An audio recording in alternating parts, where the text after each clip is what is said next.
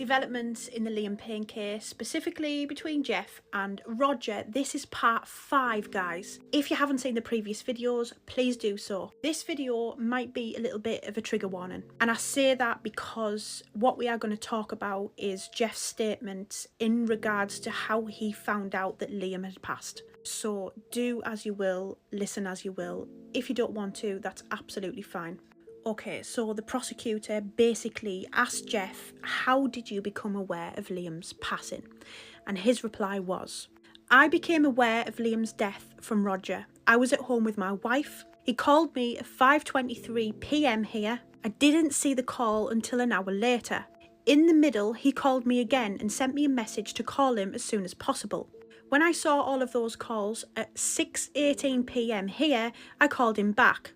In the first call, I asked him what had happened, and he replied that I had to come here because an accident had happened. He then told me, it's true, but I didn't understand what he meant. The call was cut off, so I had to ring him again, and Roger insisted that I had to travel there, but he did not confirm what had happened.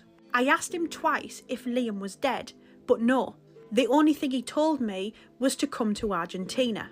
I think he didn't want to tell me as not to give me that news while I was there, but it was obvious that he was going to learn about it through the media.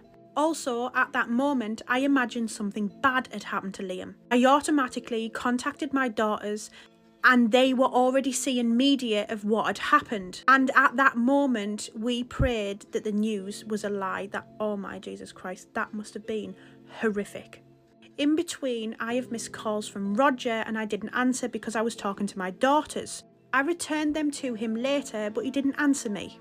I understand that it was because he was also talking to my daughters. At that moment, I decided to travel to Argentina on the first available flight. Sasha Jupp, who is Liam's personal assistant in London, organised a trip for me and Paul, who was obviously the former One Direction's bodyguard, to go with him. Also on that journey was Jerry Cardona and Roberto Nava, who was part of an American security company that joined the group.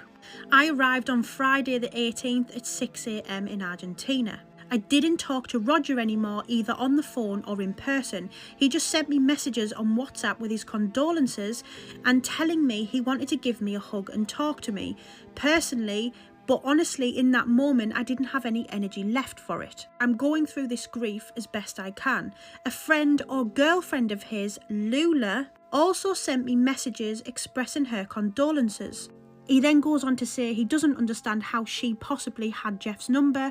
That must have been from Roger. So Roger was quick to send him WhatsApp messages to say, I want to give you a hug in person and I'm sorry about your loss. However, he did not once go and see Jeff while he was in Argentina.